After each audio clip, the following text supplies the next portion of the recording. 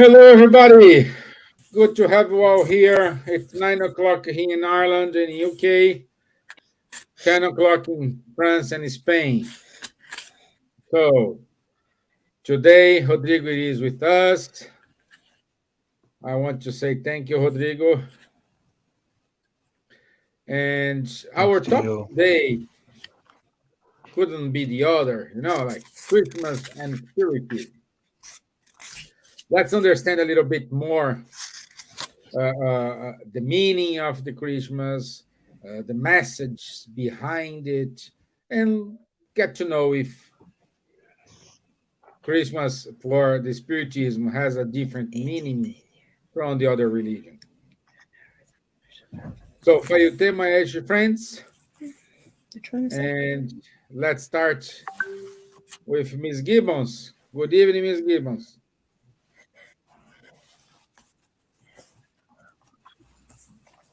Hello, good evening. It's nice to be here, especially that last week with all the problems we had the connection, we're not able to be together. So it's really wonderful, and especially in a very important week, that's the Christmas week. And so we send our thoughts of love to everyone. And yeah, nice to be with him, that he hasn't been with us for a while, and with Charles and with you, Stevan. And hope that we're having a good day. I'm sure we'll have a very good meeting today. So, boa tarde a todos que estejam nos ouvindo nesse dia, no momento importante da Semana do Natal.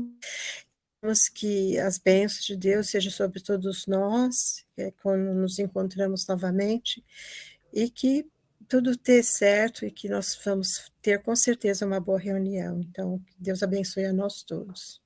Thank you. Com certeza. Boas noites, Rodrigo.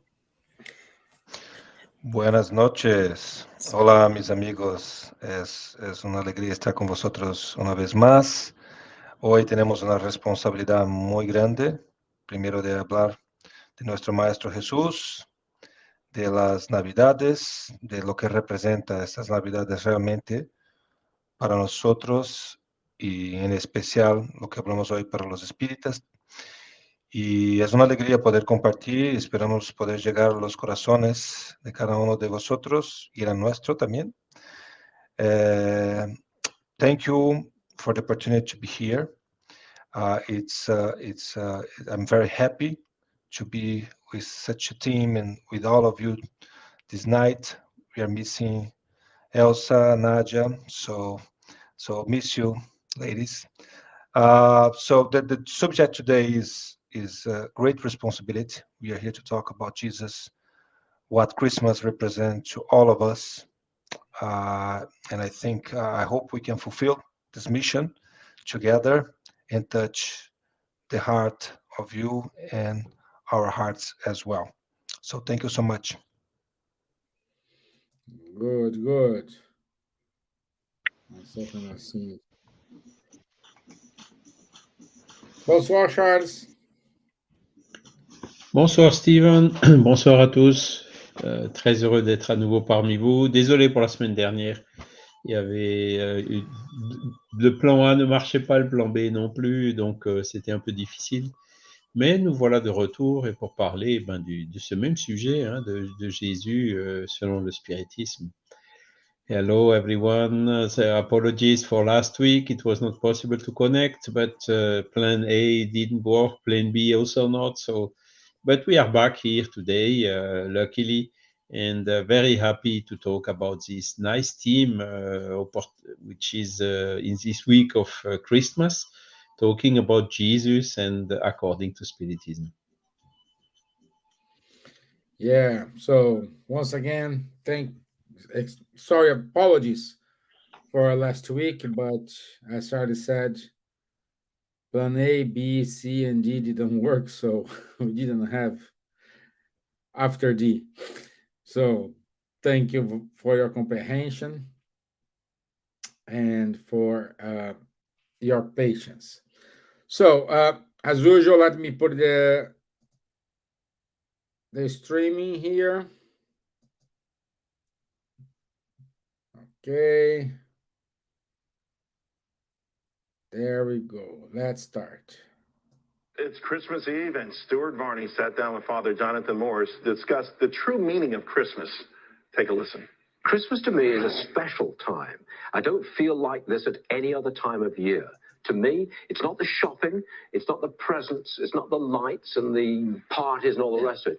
It's just a special spiritual feeling. And I suspect that that's what you're going to communicate to your parishioners today. I hope so. You know, there's the human part, no doubt. And, you know, it's the sounds, the smells, all of that is the parties. The cultural association. Yeah, and people are nicer around Christmas. That's the first part. But then, as you suggest, there's a second level, the spiritual part. And the spiritual is the things, the intangibles. And the interestingly, Christmas is both spiritual, the intangible, but it's also a very messy human thing. To think that God would become man, this is the Christian, this is what we're celebrating. Right. God would become man, and he would be in the form of a baby. The thing that couldn't scare anybody. A baby doesn't scare anybody. And I think it's God's way of saying, where you're at right now, in all the messiness that is your life, our life, I'm going to come to you in a form that you can embrace me and embrace my love. That special feeling comes to me at Christmas, almost automatically. I don't need to see the Christmas tree or the lights and the shopping and the presents and the parties and all that. I don't need all of that. It comes to me. I'm sure it comes to you, does it not? It does, but it also comes to you, I think, because you've had some formation, some spiritual formation. There's a lot of people out there who don't have any of that basis, the background. How do you reach those people? How do you do that? Because a lot of people shy away from overly religious talk. If you say, Jesus is my savior, people react a little bit against that. They back away.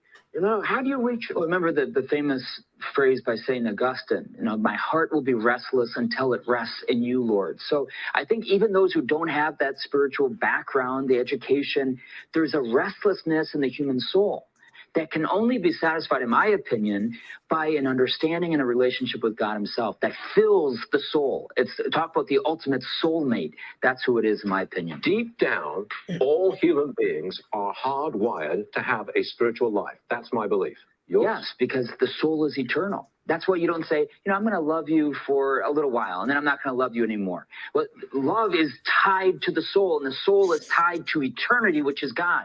And I think that's why we long for the eternal. I get tears in my eyes. All I have to do is go to church and sing a Christmas carol, and I've got tears in my eyes. You know that? You're a sensitive guy. Don't let anybody know. I'm not a sensitive guy. You're a sensitive guy. Don't let anybody know. This is the greatest time of year for me. This is the time that I truly love. I feel a special way, and you do too. And I love the fact that our government, a long time ago, I don't know if they would ever do it now, has made a national federal holiday over something so spiritual. I think there's a danger in our country of losing that, and we lose that, and we lose part of our soul. Well said. Father Jonathan Morris on this Christmas Eve. Thank you very much indeed, Father. And Merry Christmas to you and your parishioners. Thank you. Okay, so we wanted to say thank you for the Fox News who put this on YouTube. All the credits, it's for them. And it's wonderful to see such discussion in an open TV, especially in the US. So thank you very much. So as always, let me start with a reading about Christmas. This is in the book Before Jesus, message number 7. Every time Christmas comes around again, every time Christmas comes around again, counting and glowing, Christ returns to the hearts of people, clarifying the future. Christmas at every age, it's always a new joy. But in the gifts of charity, Christmas is every day. Christmas celebrates forgetting any vain prejudices. Christmas is Jesus saying that we are all brothers. Okay. So we just watched an excellent definition of Christmas. Also, we have this message here from Emmanuel. And let me put Charles in a fire here a little bit. And what's the difference between Spiritist Christmas and the other religions? Good question, Stevan. I made a quick exercise before the live, and also before another live I gave recently over the same subject, is how many times we can see the word Christmas into all the writings of Allan Kardec. And what we can define is there is one occurrence only. So it looks a little bit strange, but when we analyze the history of the Christmas celebrations, we can see that it was not celebrated so strongly in the midst of the 19th century and as it is today. So, of course, it's the anniversary of the birth of Jesus. Well, the date maybe not exactly, but okay. It's a convention, and that is universally admitted. We are counting the years after the birth of Jesus, and this anniversary, which is every year the 25th of December. Now, we should maybe focus what is the difference between the concept of Jesus, who is Jesus according to Spiritism, compared with who he is from other religions. Okay, so when we go to Christian religions, clearly it is told there is a dogma of the Trinity, the Father, the Son, and the Holy Spirit, which is one same thing. And here, the Spiritist view is a little bit different. So for the Spiritists, Jesus is not God. Jesus is a very high elevated spirit, probably the highest elevated spirit who ever incarnated on earth. But he is not God. God is the infinite, and Jesus is very highly elevated. So this is probably the reason why Jesus is so many times assimilated with God, because since we are so small, and particularly even smaller 2000 years ago, we cannot make the difference very clearly between what is very big and the infinite. Yet it is not the same. So of course Jesus is at our level, hearing from our level. What he's talking is absolutely pure, very high elevated. The teachings he brought are really a milestone in the humanity. I will not go deeper in this subject because I think Rodrigo or Silvia will talk about this. And this is enough for us, how to say, not needing to assimilate him with God, and basically he's not. Okay. Now, what is the most important in Jesus for the Spiritism? You know that in the Gospels, we can divide it in 5 main parts. The first part are the events of in the life of Christ. The second part is the miracles. The third part are the prophecies done by Jesus and by others. The fourth part are the words taken by the church on which they base their dogmas. And the fifth part is the moral teachings. So out of these 5 parts, the 4 first one are discussable. We cannot prove it. There is always different opinions depending on the trend, whether it's Catholic, Orthodox, or evangelic. But there is one, the fifth part, which is the most important, is really the one around which not only the Christian all agree, but also most of the other religions. You see, for instance, Islam, as per Mahomet, Islam is recognizing Jesus as a prophet. Mahomet is the last prophet, but Jesus is highly recognized through the teaching he brought as a prophet. The same is happening, for instance, in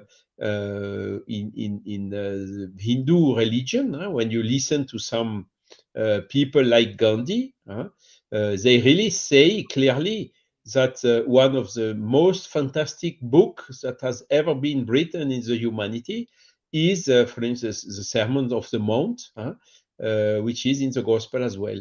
So these moral laws that Jesus brought are really very universal.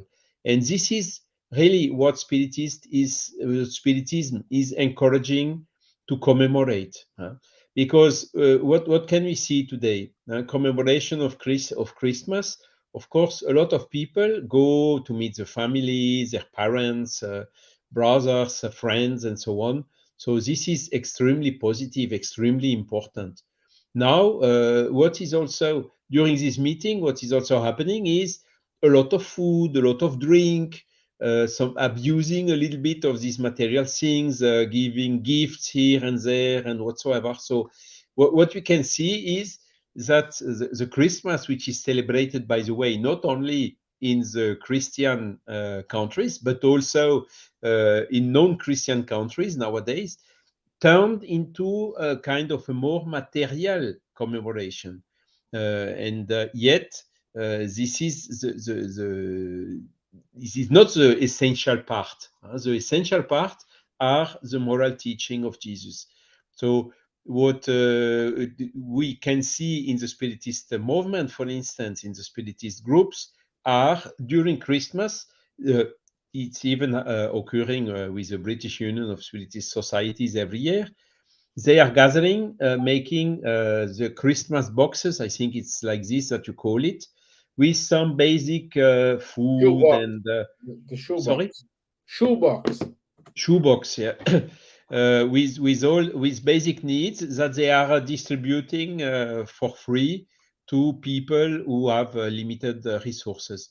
So this is really something in the celebration of Christmas, that to bring the material needs, to try to answer to the material needs of people which are poor or even homeless people. Thus putting into practice the biggest teaching of Jesus, which is love God above all and love your neighbor as yourself. Do unto the others what you would like the other to do unto you. And these sentences, these statements are the universal ones, which are admitted by everyone. Even materialist people, they cannot say or deny the beauty of such teachings brought by Jesus. And if we analyze further the status of our world today, the problems we have, most of them, almost all of them, are caused by selfishness, by pride, which is leading to violence, which is leading to bad distribution of income, leaving some people without the basic needs, food or home or whatever. All this comes from selfishness and pride, as we comment very often during this spiritual light. And selfishness is exactly the opposite of what Jesus preached to all of us, which is charity. Charity is the love in action.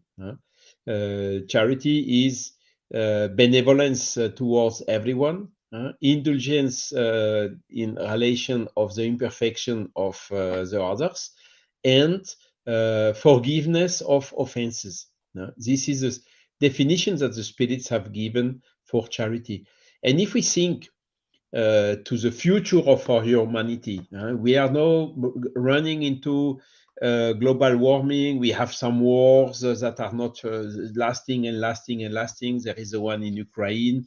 There are some other more than 80 conflicts in the world nowadays. We need to stop that. We need also to respect more our planet. We are really pushing too hard. The planet is not withstanding anymore all this consumption and whatsoever. So these are the things that we really have to think about into the spiritualist view that Jesus brought very clearly to see, okay, let's go really on what is necessary and cut all what is superfluous. And let's also take the chance, of course, commemorating, meeting with the family, with the people we love and whatsoever. But let's not fall into excesses or material abuse of superfluous material things and so on, because this is for sure not the example that Jesus has brought to us 2,000 years ago. So I hope I have answered to your question, and wish also that the peace of Jesus remains with all of us. Yeah, yes, good. You answered more than clear. Thank you for the message, Charles, and just keep going here, our conversation. Let's go to Spain. So, Rodrigo, allow me to read a small message from Emmanuel regarding to Christmas. Christmas celebrations lead our understanding of Jesus' eternal lesson in humility at the precise moment when his message of love congratulates the hearts of creatures, make us feel still the taste of relevance of his divine teachings. The manger was the way, the exemplification was the truth. Calvary constitutes life. Without the path, earthly men will not reach the treasures of truth and life.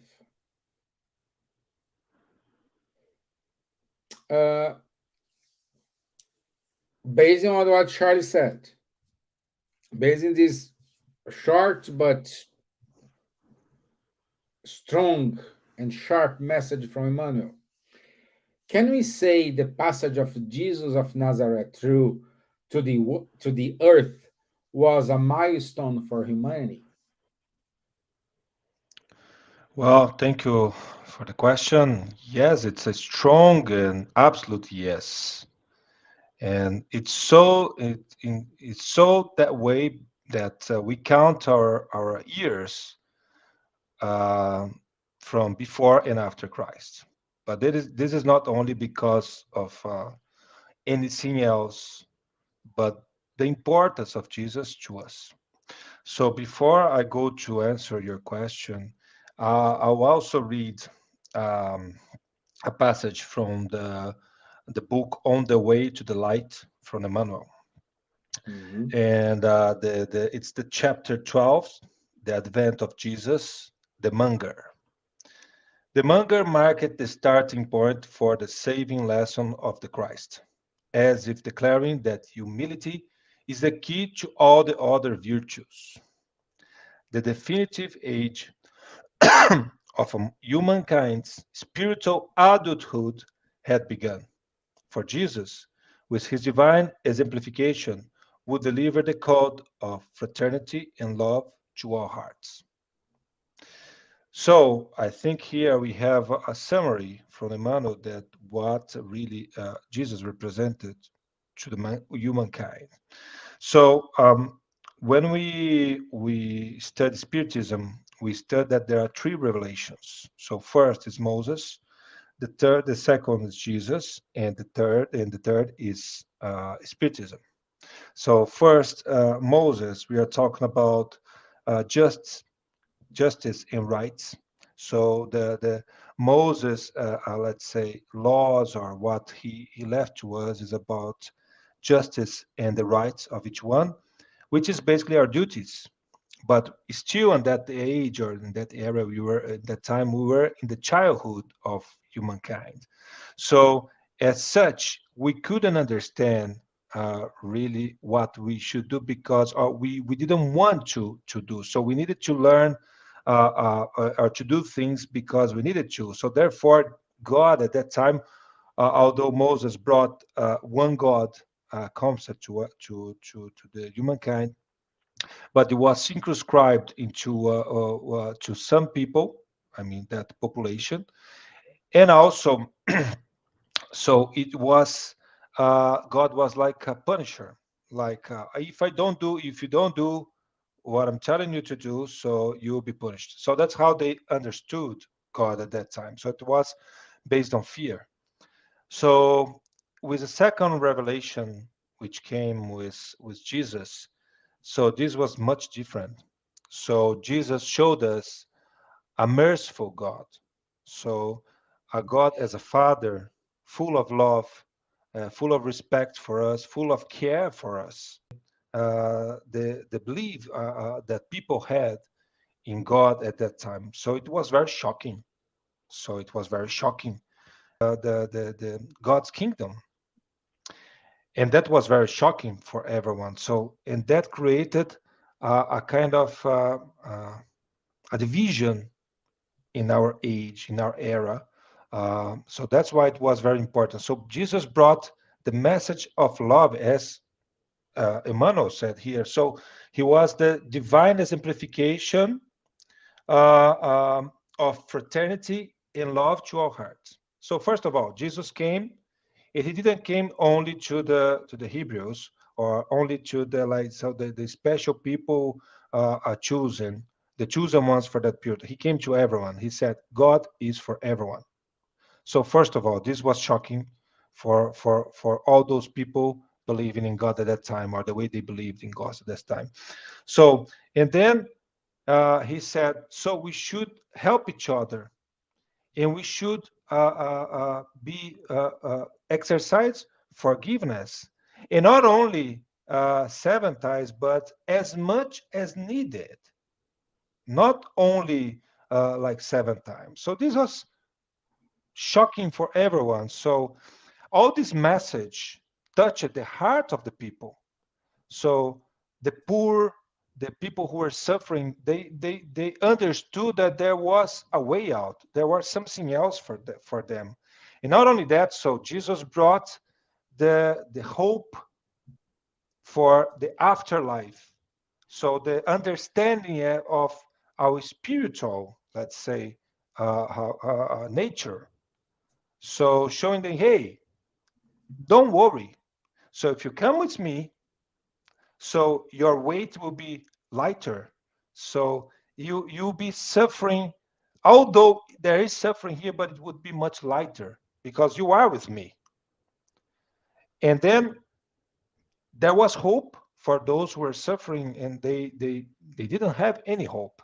So I mean, the message, the salvation was not to fewer, so it was to everyone, and it was related to the teachings of Jesus. So that's the difference as well. So coming a little bit on what Charlie said.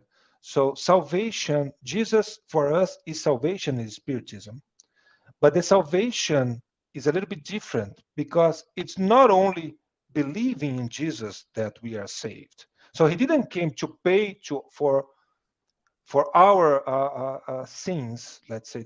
He came and suffered because he needed. There was no other way out to do that, because he knew what he would be passing through, coming to us to pass the message, because it was very shocking. But the salvation is, hey, there is a way out. So you need to. This is the recipe. So if you follow this recipe, you'll be saved from what? From your ignorance. Your ignorance of what? Your ignorance of how to be good and how to understand, God's laws. So that's the salvation. So now the salvation is in our hands. So that's the thing. So Jesus brought to us the salvation, and this salvation is in our hands. But we are not alone. We can count on him. He's always with us. So he's always helping us to do that, as soon as we put our free will to be in this direction. So, in other words, so Jesus brought us the recipe, the model, or the path for us to be saved from our ignorance of the good. And I think that's the real milestone that he brought to us. So I took some notes here because one of the things that he brought to us as well. So is this the importance of love and this disinterested charity, as Charlie said, as a charity, as a, how can I say, as a consequence, the love in action. I think I like that word. So the love in action. So if we understand that, so I would dare to say that Jesus brought to us the feeling era. Why it's the feeling era? Because feeling is what differentiates us from the spiritual principle, when we are like these spiritual principles are in animals. So when we have, what really differentiates us from the animals is our capacity, is our free will, our capacity to choose. I mean, so we can exercise our choices. That's the free will. So, as an example, if we go to a shop, to a store, like I go with Stevan to a store, and we are to buy clothes. Of course, Stevan, we can look at the clothes, and Stevan might choose a black suit, and I can choose a blue suit. Okay, so suit is a suit. So we might be to the same. We might be going to the same ceremony. We might be going to the same party or whatever. But we have different choices. So the ceremony might say it's a suit, but we choose differently. Why? And what drives this choice, this different choice? It's our feelings. So Stevan might feel much better wearing a black suit, and I might feel much better wearing a blue suit. So this is what makes this interesting. So this is our free will, and what drives this decision is feeling. It's our feelings. So that's what makes us different from animals. Animals have different. They have some choices. They exercise that, but limited to their instincts, to their surviving needs. Eat, when to eat, when to drink, when to run away. So this is, we know, we choose according to our feelings, to how we feel according to the circumstances. So when we don't know how to choose, we choose badly, because we might choose when we are close to our animalization, let's say this way, we tend to choose selfish. So we tend to be selfish because we are still trying to choose according to our own needs. But as soon as we develop morally, we tend to choose not according to only to our needs, but we choose according to others' needs as well. So, and this is what we are doing here. We are exercising this capacity of feeling, and feeling well, feeling like thinking about not only me, but about everyone. Because when we learn how to choose well, we learn to for everyone.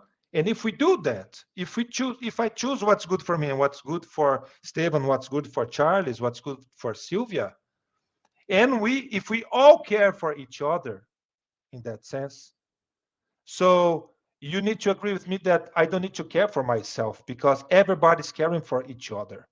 So that's the thing. So that's what Jesus came to show us. But he did it in a way that it was different. Why? Because he said that and he lived that. He was not only saying, hey, you need to forgive. He did that when he was suffering in one of the most terrible sufferings in the cross, with a lot of pain, like humiliated. So, and he forgave us. So he aligned his actions with the speech, showing us that that was not Hippocratic. I think that's the word, isn't it, Silvia? Hippocratic. Yeah. Yeah. So Hippocratic. Okay. So that's the thing. So that's why Jesus was a milestone. And we hear a lot about like people saying how Jesus the biggest coach ever, like Jesus the biggest I don't know scientist ever, or we are naming Jesus the biggest everything, because indeed he was. So if I was watching uh, uh, um, a video from Aneta Guimarães. I love Aneta Guimarães, and she was like say challenged to prove that to someone who was not a believer in Jesus or in God. So that the word of Jesus or the phrase like if you are with me, your burden will be lighter. So she needed to prove to this person that this was scientifically like proof safe, and she did it. And she did it, and she did it with scientific methods, like talking about the brain, talking about our defense system, our pain system, and then she said, "Oh, and that's right." So he was teaching us at that time something that we are discovering now, neurological speaking.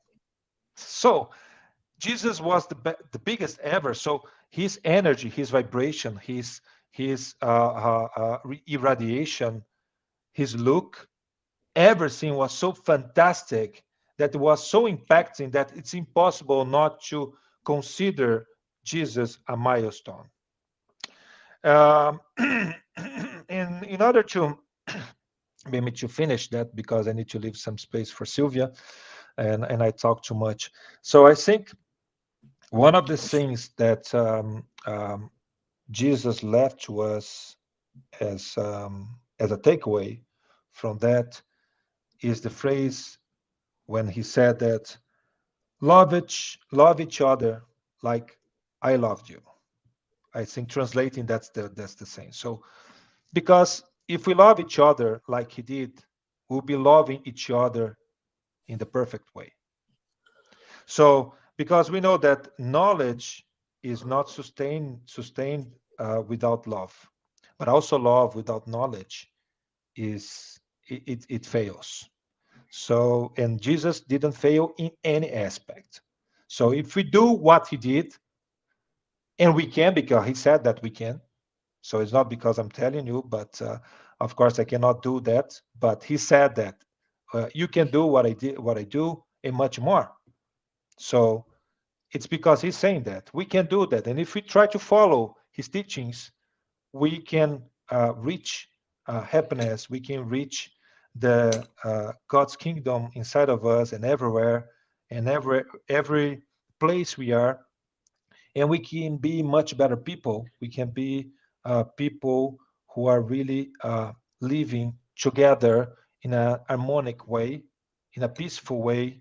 So, and if we put uh, Jesus' moral laws or moral teachings in our human laws, I think nothing would be failing whatsoever. But unfortunately, that's not what we are having today, and this is a pity. But the good thing is that we know that there will be a day where everyone will be understanding and applying Jesus' laws in everyone's life, and we will be in a much better situation, and much happier, much more harmonic, peaceful, um, and loving each other, which is what he taught us. I think that's basically what I would like to say about that, Stevan. Thank you. Thank you, my friend. Thank you. Yes, definitely, he was a milestone, and I don't know. Someday we will look after each other, and at the point we don't look after ourselves. That's you well said. Yeah. Thank you. Yeah. Stevan, Thank can you. I just read something else on the way to the light? Because I think just to wrap up, Yeah, I sure. forgot that I had highlighted this. He's saying that his unforgettable lessons, Jesus' lessons, have consequences for all areas of planetary existence, as I said. So, in the sense of renewing the social and political institutions of humankind through people's moral transformation in a new age of economic justice and universal harmony. Okay, thank you. So, thank you for the comments from Lou, VM, Marco Davis. Thank you very much. And now we're gonna go to the easiest question of the day. She's having some problems with the internet, and I hope she's okay now. I'm okay. My dear, I will read another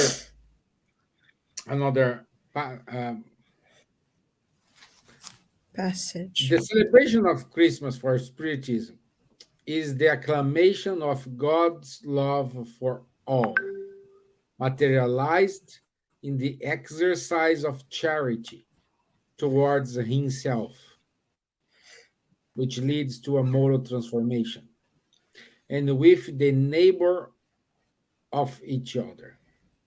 So, is a bad translation here, but anyway.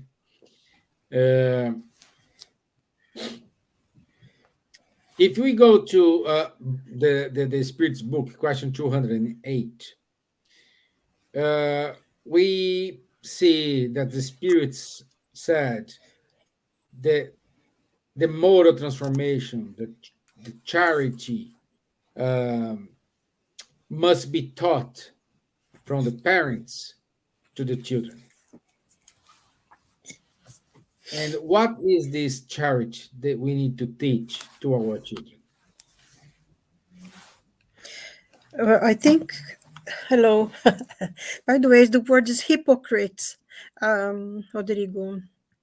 The word is Oh, hypocrite. thank you so much. Yeah. Thank you. Well, question 208 asks if the parents teach the children not only charity, but everything. And he said it's a responsibility. The answer of the Spirit says a responsibility the parents have to teach the children not only about charity, but about everything. And it's a mission that's given to parents that they would guide their children the best way possible within their abilities and the effort. And that would something that if they not do, they will feel regret about that. So, of course, a lot of the knowledge that we have, it comes from our parents. Now, charity is an act of benevolence that one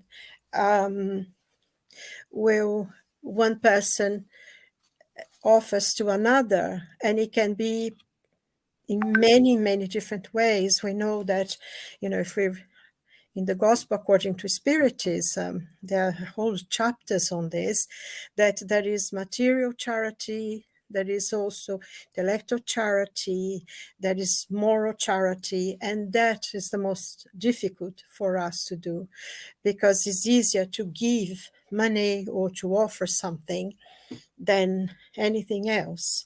But charity is all, so I think in a little book of messages called Jesus no Lar, they have one of the stories about this person who is standing in a street, and people pass by and they just drop coins for him. They send coins for him. And a lot of people, but he doesn't want money. He wants to cross the street because he was blind and he couldn't see. So people just kept giving him money, instead of stopping and asking him, do you need help? Why is something wrong? What can I do for you? And it's very interesting until eventually someone comes and stops and he says, I want to cross to the other side of the street. So I think this is a part of charity that we need to be more, because what the gospel teaches us, that the moral charity is the most difficult. Giving money, sending a check, especially now, isn't it? We have the mobile phone. You just put, even in the charity things have already this symbol, I don't know how to call it, that you put your mobile phone there and the money goes and you don't even know to whom you're giving to, whatever. And so it's so easy to do. But what he says, what asks you more, is moral charity. Is moral charity that when you listen to someone who may not have as much knowledge, or someone who thinks they are superior to you, that they're better than you are, and they look at you in a certain way, and just to let go of it. It's a kind of charity. So there are many, many ways in which charity can be done. I think a phone call to a friend, a nice word to someone, to say good morning to someone. I find I always say, for something, not that I'm extremely charitable, I'm not saying that, but whenever I come in a bus, I always say good morning or good afternoon or good evening to the driver, because now they sit there all day long and not only drive the bus, but they have to take the money as well, the card, whatever it is. And when I get off, I always say thank you, because it's just to acknowledge that, I don't think it's charity. It's just to acknowledge that someone knows that he's doing a service and he's taking me from, to a place where I want to go, just to acknowledge to them. And it's often I hear, and I say, thank you, driver. And I said, okay, sometimes they answer. And it's the bus comes near me, and the other day, actually, one of the drivers actually waited for me because I don't run very fast these days. But it's not that you want something in return, but it's just an act of acknowledging someone, the effort, the work they're doing. So this is a lot of things in charity, and also to look in ourselves and to find what can we do and what can we change. And I think it is so acts of charity, and not only in Christianity, but in every religion. I think Charles pointed out that the art of charity is in every single religious movement that there is in the world. That is the basic teachings of any religion. Not that people follow it, but it is there. But I think that this is one of the important things for us in doing charity, and that's one of the basic lessons that Jesus gave us. And as we come towards the date that we celebrate the birth of Christ, like I think Charles pointed out as well, we not exactly know if he was born on that day, but it's a time that we put aside to remember him, that he came into this world. And he has divided history. There is no doubt about it. Even now, they want to change that, but we know that he marked the beginning of one cycle of history and the end of another. And we know that he's the governor of our earth. But I like to put my words really better, because Emmanuel, in his little book Fonte Viva, Living Source, the last one, he talks about Christmas. And also, Joana de Angelis has a whole book on Christmas, which is one message more beautiful than another. And he says everything that is to talk about Christ and Christmas and what it means, the changes that we have to make to ourselves to love one another. But before I read Emmanuel, I would like to read something from the Gospel according to St. Luke, which usually people don't really read this part, but I always think is very beautiful. And it's really in the book after, if you know the Gospel, Sandok, he talks about at the time of Caesar Augustus when Joseph went to Bethlehem because he was the lineage of David. But then Jesus is born in a manger, and the angels come to the shepherds and say, "Fear not, for behold, I bring you good tidings of great joy, which shall be to all people. For unto you is born this day in the city of David a Saviour, which is Christ the Lord. And this shall be a sign unto you. You shall find the babe wrapped in swaddling clothes, lying in a manger." And suddenly there was with the angel a multitude of heavenly hosts, praising God and saying, "Glory to God in the highest, and on earth peace and goodwill toward men." So I think in this phrase of the angel to the shepherds, it's more or less answers your question in relation to charity. Praise God on heaven, and on earth peace and goodwill toward men. I think that's it, isn't it? But then there is another part here that that the other Gospels actually do not have, only in Luke, that Mary and Joseph takes the baby Jesus to the synagogue for, because I think there is one thing people seem to forget, because Jesus was not Christian. Christian was a Jew, and he followed all the religious festivals of the Jewish people. And if you read it, if in the Last Supper, everything corresponds to that. But they take them to take Jesus to the synagogue, and then there he meets this man called Simeon. And he says, Simeon came to the temple and he saw the parents, with the baby. And then he came and he said, then he came to the Spirit into the temple. And when the parents brought the child Jesus to do for him after the custom of the law, they took him up in his arms and blessed God and said, "Lord, now lettest thou seven depart in peace according to thy word, for my eyes have seen thy salvation, which thou hast prepared before the face of all people, and to light the lighten of the Gentiles and the glory of thy people Israel."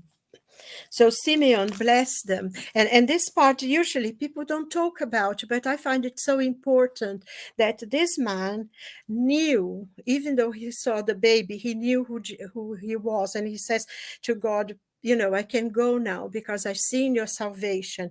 And it's to light the life for those who are Gentiles and, be the glory of your people. But also, he said, and this is for all people.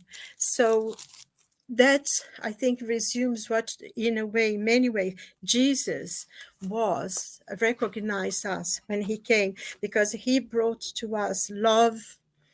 And, you all repeated it, love one another as we loved, as I have loved you, and to charity and goodwill toward everyone. But in this message of Emmanuel, he says very quickly, I'm going to jump it quickly. He says, the legions of the angels were at the manger. And then he says, was the glory of God to the divine universe, and peace on earth and goodwill toward men. And then Jesus had come, that he was actually, he declared the celestial ambassador, invest of powers not to hurt or destroy. No punishment to the avarice miser, no punishment to the desperate poor, no disdain to the poor, neither condemnation to sinners, nor hostility towards the proud Pharisee, nor anathema against the unconscious Gentile, that flowed from the divine treasure through the hands of Jesus for the service of goodwill. The just of an eye for an eye and a tooth for a tooth have found at last a love willing to sacrifice to to be resigned to the cross. He said, men and animals, frightened facing the light, the new light in the stable, they had an incredible joy. From that moment on, the earth would be renewed. The executioner would be worthy of pity. The enemy would be converted in a wayward brother.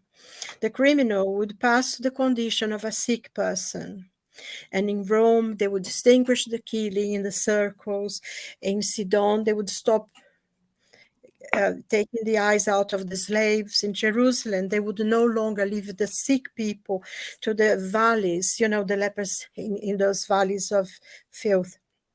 And he said, Jesus brought with him the message of true fraternity, which he revealed, and he moved victorious from the cradle of hay to the blood beam of the cross. Brother, you who at Christmas hear the subtle voices of the miraculous song of the angels, remember that the Master came to us so that we would learn to love one another. Christmas, good news, goodwill.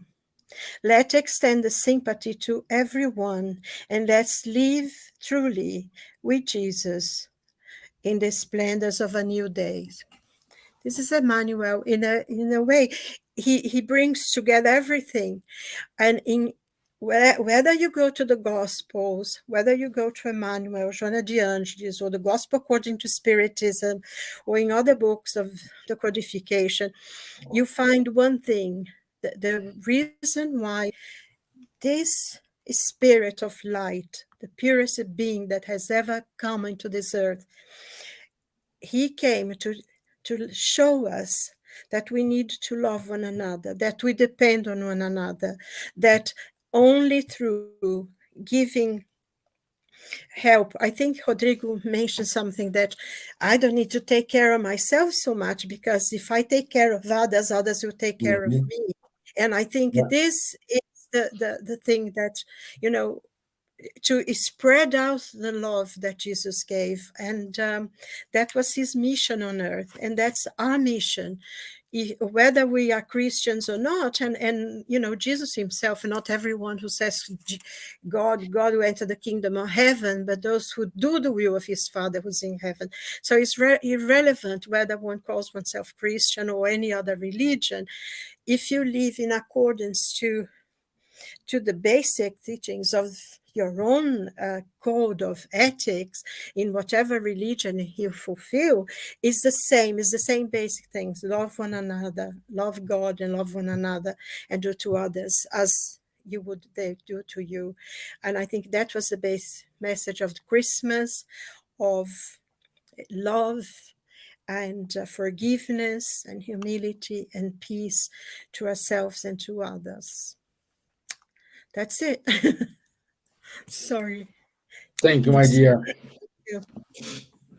Thank you. So, summarizing today, it's love, cherish, and take care of each other. That's it. Simple like this. No. And good evening for our new participant today. Yeah, say hello. Hello. Hello. Yes, How is- welcome, my dear. Merry Christmas. Merry Christmas to you. Christmas to Or Feliz Navidad. Huh? Feliz Navidad. Navidad. This is Giovanna, my younger. Giovanna. Okay. Silvana. Okay. So, Mr. Charles, Final It's- words. I'm wondering how it's important to understand the motto of Jesus, the motto of teachings, instead of trying to understand if he did this or if he did that, or let's concentrate our efforts in learning his lesson, because 2,000 years passed by, and we are still not understanding the lessons, and we are trying to prove if he exists or not, if he walked through the waters or not, if he did this or did that. He did exist, there is historical fact on it. And if you read the annals of the Roman Republic, he's there. He talks about him. And Suetonius, another, because everyone always talk about Josephus, but Josephus was a Christian writer and historian, but the Romans were not. And, they talk about Jesus. The man, they don't say Jesus, but they say the man from Palestine who was condemned by Pontius Pilate. So he historically is proven his presence on earth. Good. One more. Okay. Anyone wants to add anything? Because it's already 10 o'clock. Just Merry Christmas. Have a blessed time. And may Jesus bless each and every one of us, especially those places where people are still killing one another for power that will go before their, even before their body is gone. So let's have peace and light and think the best and do our best. And Merry Christmas to everyone. And don't forget to meditate some of Jesus' teachings, because as you told Stevan, yes, this is what is the most important. Exactly. And let's make that Jesus to be born inside of us every day. Christmas should be every day. So we should allow Jesus to guide our lives and to show us the way. So Christmas should be every day. In every day we should have Jesus to be born inside our hearts and helping others to do the same. Yeah, correct. Okay, let me go to the announcements here. Otherwise Elsa gonna be mad with me. So next week, seeing discarnated spirits. 9 o'clock next Wednesday. Also, we do have the Mediums book online course. We do have a new link. Please pay attention to it. It's every Saturday, 10:30 a.m. London time. The show Time to Talk with Guilherme Dias and Rafael Caldas every other week on Tuesdays at 7:30 p.m. And also Buzz just published the new newsletter, so you can go to Buzz and you can read the messages from Buzz for this end of the year. So with this, we finish our announcements.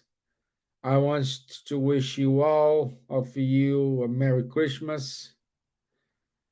And let's think about, like Charlie said, let's read this, let's meditate, let's read the Psalms, let's do our part. Yeah. So Merry Christmas to everyone. Marco Davis, Merry Christmas for you, my friend. Luviem, Maria Frias, Leandro Stoll, Juliana Lazari, thank you very much for your engagement with us today. Thank you. So, good night. Merry Christmas. Good night. Merry Christmas. Merry Christmas. Merry Christmas. Lots of love. Feliz